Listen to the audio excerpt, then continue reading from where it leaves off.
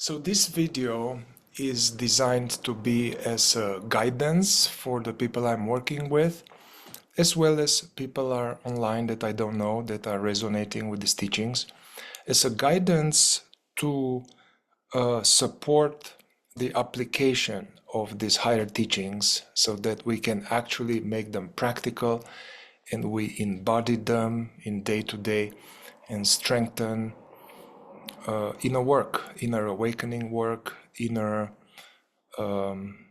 freeing ourselves from unnecessary suffering and ensuring a steady, continuous growth from the point of view of being, as well as a harmonious development of the whole body-mind computer, biocomputer, and optimizing the intellectual function, emotional function, instinctive function, because we cannot really transcend into awareness and if the house is in disarray. Yeah, so this is like a protocol for the next few weeks, for this month, that I recommend to take it seriously and apply it. And I promise you there will be serious changes. So here I go. One exercise for this till the end of the month is this one. I would call it not logging in, not logging in. So this exercise is like that. Twice a day, take 5 minutes. So 5 minutes one time, 5 minutes another time.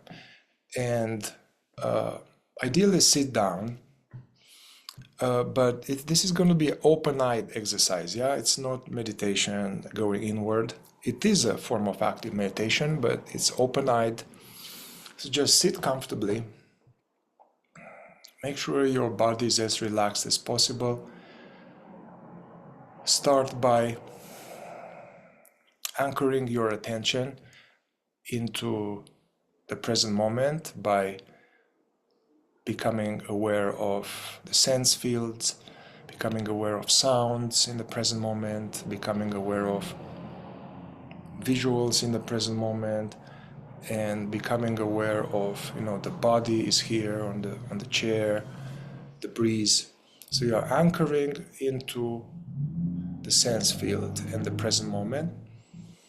And then for these 5 minutes, just focus on simply being present to the present.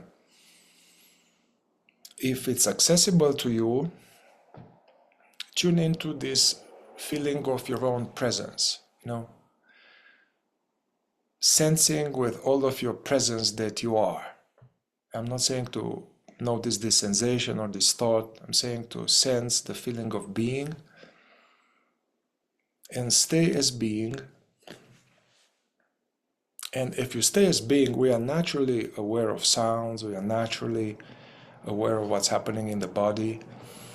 And just stay for 5 minutes, looking around, hearing, and not logging in to thoughts. There will be all these thoughts, these customers, they want to get your attention and to think about this, to think about that, rehashing the past, imagining the future, somewhere going off the crest of the wave of now, going tumbling into the future or in the past.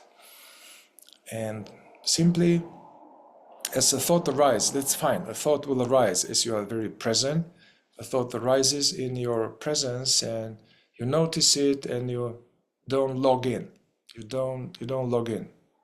Just notice it and then you see the ending of it. You see how it collapses, like goes away. Come stay as being present, aware of the breath, the body, the world. Another thought will come in. Notice, don't get involved. Don't take the bait. Yeah? What's really interesting, if you can do that, even one time, see this thought arises and you don't log in and it just disperses.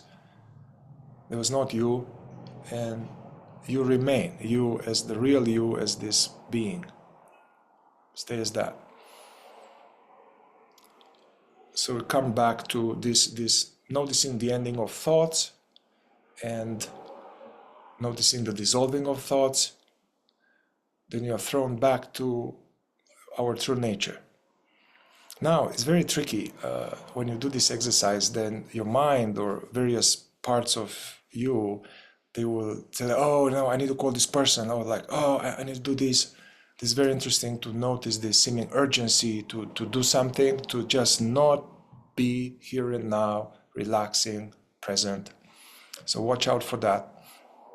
And so 5 minutes, open-eyed, sitting somewhere, standing.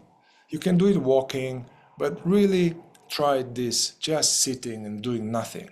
And observe this, oh, the phone, or oh, I got to do this. So all of these debates of the mind that want to go everywhere, but in the present, in the presence. So recommend this twice a day, 5 minutes. And notice how the resistance, how you'll be like something agitation, something. You'll notice more like the agitation behind all of these many impulses. And what is interesting is that what will be revealed to you is not, and this is what's happening all the time. There's all of this reluctance to just be. Yeah, so notice that if you are in touch now, the mind is quiet, but you're in touch with this agitation. Notice it, allow it, let it be, keep staying. Yeah, 5 minutes, twice a day, open-eyed. The second area of exploration is around our emotional function and around identification and unpleasant emotions. So the exercise is for the end of the month to be very firm around the non-expression of unpleasant emotions, which is a big preparatory work in the fourth way and many other teachings to cut the supply of this ego activity. So, and yeah, when you're triggered or something, just don't go into the mechanical outbursts, leaking out of the dissatisfaction, impatience, injustice. This shouldn't be like that, which can be happening either outwardly or inwardly in the mind. So staying firm with this non-expression of unpleasant emotions, and then you're just bringing awareness to this inner turmoil, inner heat, and just witnessing it, allowing it to be, using this charge to fuel the efforts of being present, of being the witness of all of that, and make some inventory, make some inventory. What are the most recurring unpleasant emotions? What are the most recurring triggers where you lose yourselves and you get hooked into some reactivity? The idea is not to have these emotions, or that these emotions are wrong. The idea is that if we put a dam on this reactive immediate outbursts, inward or outward, then you get a chance to redirect this energy towards your development, your being, and you fuel this energy into self-remembering or attending to the sense of being. And then also investigate a little bit, either then or later. Okay, what's the actual cause behind this thing? What's the belief supporting this outburst? What old story of mine, what old painful story may be evoked by this situation? If we outburst and fly off the handle in some way like that, then we don't get a chance to investigate these things that create suffering in our life. Non-expression of unpleasant emotion. Remember to wake up and serve this energy, and then look into the actual real causes of it and have an inventory to have clarity. What are your most recurring tendencies to get identified and fall asleep?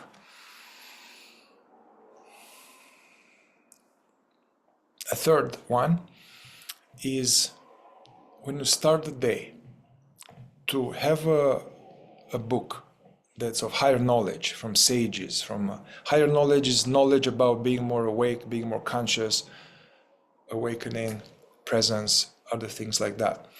So start the day with actually reading a page or two or a paragraph and contemplate on it. Starting the day with that, before you go on the phone, before you do anything with the world, kind of put this energy on this higher knowledge. Yeah, this will have a great benefit because it jumpstarts the part of you that is interested in this work. And then you start this early on. It's like a peel that is going to open up in your being and will guide your exploration. Reminds you of your true goal, the deepest goal, when most of humanity is in turmoil, in ignorance, in conflict, in all kind of stuff. So to stay on track with using this life for deepening our being and growing.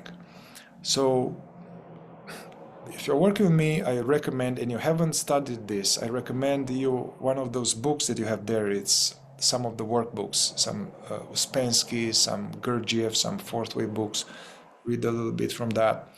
If you're already quite familiar with that, or in these recommended readings, what I recommend beside the Fourth Way books, I will add there Nisargadatta Maharaj, Ramana Maharishi, Jean Klein, Eckhart Tolle. Yeah, just read a little bit and then let it percolate in you every day, just a little bit. Yeah, from one angle, the development of our intellect, of our intellectual function, from one angle is to curb this tendency to be totally checked out in daydreaming. And so from one angle, the practice of noticing the ending of thoughts and not going daydreaming and not logging in strengthens this ability to, actually strengthens the being and strengthens also the intellectual function. This studying of higher knowledge is actually using the mind for something useful that will promote awakening work. So I recommend you do that. And then something which is ongoing that I recommend is that the first part of the day, maybe after the reading, after you go to the bathroom, engage in some presence practice. I would say minimum 12 to 20 minutes of self-remembering meditation, as I'm teaching it, as many teachers are teaching it. At that time is fine with the eyes closed. You may want to, some people like to do a little stretching or some yoga before the meditation. This is very good. Or some people like to do a little bit of breath work, Wim Hof style or other style of breathing before the meditation. That is recommended. So play with it. Whether you go straight into meditation for 15 minutes or so, or you do a little bit of movement, yoga, qigong, or breath work, and then you go into meditation. Either way, whatever works. What I recommend is that as you do the breath work, or as you do the stretching, the qigong, or the yoga, don't just do it unconsciously.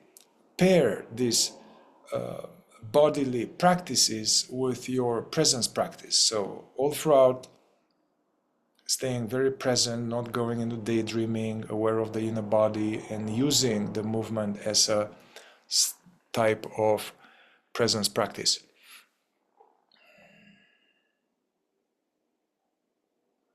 Yeah, so these things, the twice a day, 5 minutes, and also really notice there will be so many objections, why you don't have time, and why this, and why that, that's very interesting. Doing that, starting the day with a conscious reading, higher knowledge, work around the expression and the study, non-expression of unpleasant emotions, and bring your awareness to these triggers and seeing the underlying causes, as well as ongoing closed eye meditation practice in the morning. Feel free to use some of my guided meditation. I put here a playlist with hundreds of guided meditations with me. Some of them are longer, some of them are shorter. But ultimately, also be on your own. Yeah. So do that, so that we can really apply this. Otherwise, it's just a philosophy, and it's where the spiritual rubber hits the road. All right.